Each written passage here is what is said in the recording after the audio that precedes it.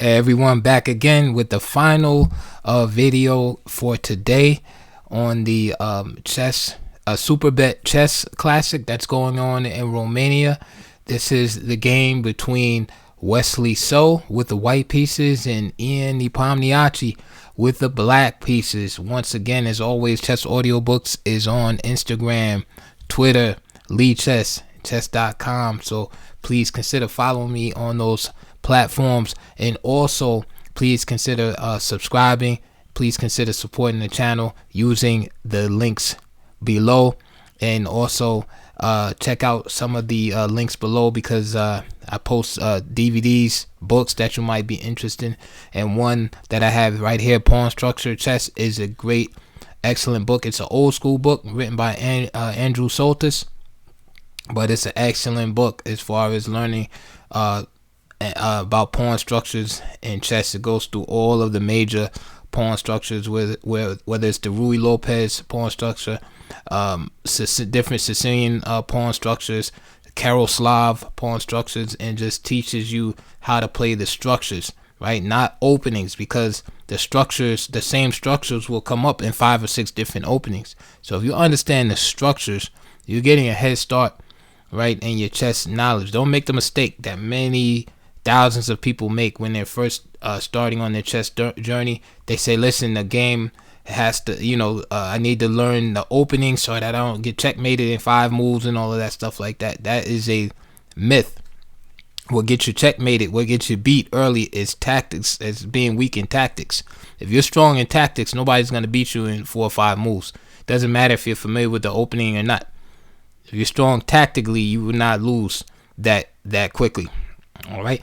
But anyway, let's get into this final game. So there were 3 decisive games today, and I've analyzed those in the other video. So let's go through this one real quick, as it's late in the day, and I just want to get to the ending pretty quick. So started off in the Catalan open system. D takes c4 here, queen c2, b5, and we have seen this many times. A4, bishop b5, a takes b5, a6. All right, and black gives up a pawn early, and the reason why is that black is basically going to rely on his bishop pair and his activity to hold the easy draw. Right, that black's extra pawn is just not going to be enough, and that's a case of dynamism in chess versus static weakness. In those games, those unbalances, sometimes those positions can be very exciting. We saw in the game Dominguez Aronian, we saw a situation where Aronian had the better position, right, the static advantage against Dominguez, who had the isolated pawn. So he was forced to play for an attack and play dynamically, and in that case, the person who had the static advantage was able to win that battle. So here I'm gonna have a similar situation. Again, I'm not really commenting on these moves right here. Just want to get to the middle game, into the ending. So here it's pretty equal, even though white is up a pawn. You can see the tremendous pressure that black has down on this h1 to a8 diagonal, right? That he's gonna just trade off everything soon as the knight moves, and then even if the bishop, the light square bishop, is traded off for the knight, you have opposite color bishops, notoriously drawn ending, and all of the pawns on the same side of the board. All right, so there's plenty of drawing opportunities for black. Game continues. Queen h4, h6, e3, bishop d6, queen h4, and now bishop b4. Nevertheless, black still has to be careful. For instance, here maybe rook b8 is a little better. All right, and play can continue. Knight e1. All right, and bishop takes g2, knight takes g2, and then the rook can penetrate. All right, and rely on that activity there. Bishop b4 is played here, queen g4, and now bishop takes f3, and now we're just going into opposite color bishops. And I thought the game would be drawn, easily from this point. Rook b1, bishop d6, h4, rook b8.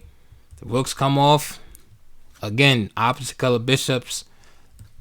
You figure you see this type of stuff all the time. Extra pawn, it shouldn't be any problem for black to draw, but Wesley So puts the former world championship runner-up under tremendous pressure. So you can see here that Wesley plays the move queen a1 check. He can't capture the pawn on d5 because white would just play queen c8 check and pick up the bishop on b8. So king g2, and now queen e5, queen c4, now bishop d6, and now it's a legit threat to grab the pawn. So d takes e6, queen takes e6, and now bishop d5. Of course, white should not trade queens here if he wants to win. Queen d7, h5. Different moves could be played here. Queen e4,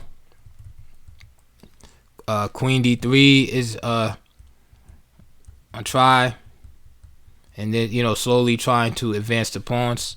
Of course, it's very difficult with the queens on the board because you have to be on the lookout for mating attacks and perpetual checks also. Queen c6, bishop f8. Let me just say one thing about opposite color bishops for those new players out there. Opposite color bishops, although they are very drawish in the ending, they are it's very good to have opposite color bishops if you're the attacking player. Right, it's an advantage because the bishop has no counterpart. It's very difficult to defend. So for instance, if Wesley So with the white pieces starts attacking black, it's very hard for black to defend that against that light square bishop because there's no counterpart against it. It's almost like he doesn't have a piece. It's like he's a piece down, really, because the dark square bishop can't defend anything on the light squares. So note that in the middle game, opposite color bishops are excellent for the attacking player. All right, not so good for the weaker side, but great for the attacking player. But in the end game, of course, notoriously drawish. So bishop f3, queen e6, and this is why, of course, Wesley So wants to keep the queens on the board because it keeps those attacking chances on the table. Queen e5 attacking the h pawn or putting some pressure there. Bishop g4, queen f6, and just some more maneuvering. Of course, Nepo wants to just go home at this point. And now g6. Again, other moves could be played. Queen f6, for example, offering the trade of queens again. Okay, with play like that. Okay, white is technically better because of the pawn, but converting it is another matter. So h takes g6 and queen takes g6. It's important not to take with the pawn here because you don't want that outside. You don't want that e pawn to be free. There's some funny endings with these like queen and pawn endings. Like if you have, for instance, an e and g pawn without the f and h pawns, then it might be drawish. But then if you if you had the pawns connected, like the e and f pawns, then it's white can win. So Nepo keeps his f pawn there, right, so that the e pawn just is not free on a free runner on the outside. Bishop f5, queen f6, queen d5, queen d6, queen c4. Of course, avoiding the trade at all costs. Okay, now the pawn starts to advance. e4 and bishop d5, and now bishop d4. And now Nepo is trying to have his little attack here on pressure on the f pawn. And of course, it makes sense, right? It's reasonable to want to keep the white pieces locked down on some type of defense, right? Keep the queen at home guarding f2 pawn or something like that, right? And then if say f4, then queen b2 can be played, for example, just trading off the queens. So e5 is played here, okay, and queen g6 is played. Very natural move here. And then bishop takes f7 check by Wesley. So, and then Nepo had to resign immediately, because the problem is that it's a simple combination, and so it must have been like fatigue or just of course it's definite oversight, because I saw the move right away. Bishop takes f7 is just first of all, if king takes f7, then just queen c4 check, picking up the bishop, and now you have those, you know, 3-1, and you're gonna win. And if queen takes f7, then just simply queen g4. So you can see the bishop is just left vulnerable there. Other alternatives besides the blunder that was played in the game, queen g6. Let's say, for example, if king h8, then perhaps f4, and you pick up that pawn anyway. As you can see, queen b2, queen takes b2, bishop takes b2, and this is good for white also. Although white has to be careful converting it. This 3-1 should get the job done. And I rhymed on accident. I didn't mean to rhyme. Okay, so e5. Another option is king f8. King f8 is problematic because it puts the king right in front of the f7 pawn. So now mate is threatened. The queen goes back, and then e6. That's very strong. King g7 is met, of course, by queen g4. Queen a7, trying to keep an eye on that bishop. Again, met by e6. And so a very difficult position for Nepo here in the game. Played this move, queen g6, and lost immediately to the tactic here. So this idea that he had of being, you know, playing dynamic just didn't work out. Wesley just kept putting the pressure on, and slowly but surely was able to basically break Nepo's concentration down. So I hope you enjoyed that video.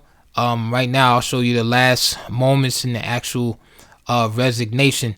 But please consider, again, subscribing to my channel, supporting my channel by using the links below.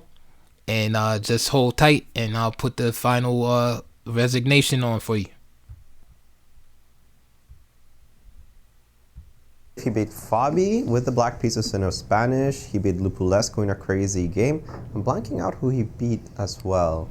But it was a 12-person round robin. No, it was 10 player. No, it was 10. It was 10. Same, a very, very similar field. Duda was no. He's played queen g6. He's played queen g6, which looks logical, but apparently is a very poor move. I kind of wonder why. There has to be some kind of a very simple tactical refutation. Bishop f7. Bishop f7, you resign. Oh dear. That's it. That's a beautiful tactic, by the way. Beautiful, but it's also very easy. Yeah, I mean, king takes queen c4 check is an easy pickup, double attack, and 2 pawns up. Who managed to draw 2 pawns down and a queen ending? That was Levon against Lanier. That was just unbelievable. Yeah, but not this one. And the other one, he at least had a pass pawn counterplay kind of position. Yeah. But this one is just terrible. Not 3 against 1. As we by this point know, some 2 against 0 are actually drawn, but not 3 against 1, and not G, F, and E against H. Yeah. I think probably F and G against 0 are also not drawn. I think it's specifically G and H because of how little hiding space the king you have on the board. Yeah. But the bishop f7 is actually a rather easy tactic. It's a double check, a double attack. Sorry, double check. Yeah.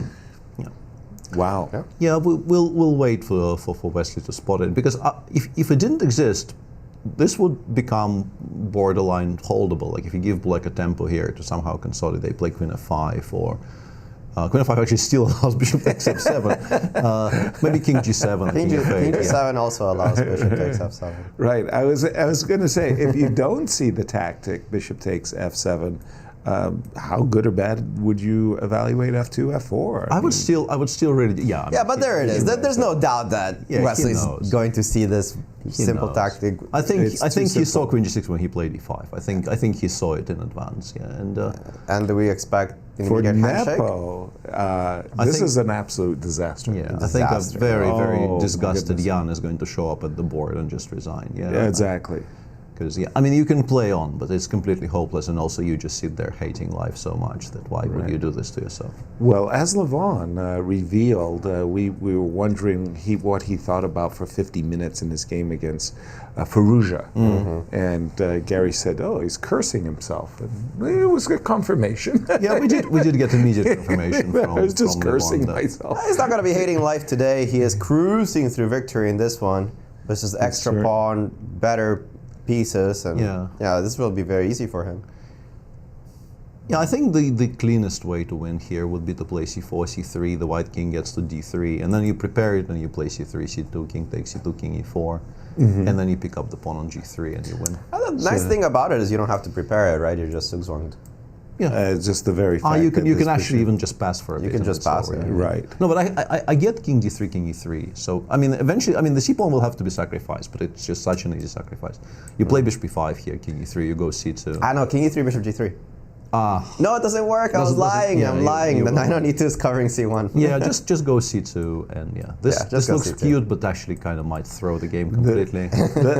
Let me show Alejandro what you missed. Alejandro, it was a very nice tactic. Thank you. Great combination. Thank you. But what you had said earlier was absolutely spot on. Yeah, just go. This king, is king just e4. so easy suddenly. King e3, king f2. I mean, actually, king f3 and take on g3 immediately. To have king g4 after knight d4 check. Exactly. This might be somewhat relevant, actually, not to give up the pawn on f5.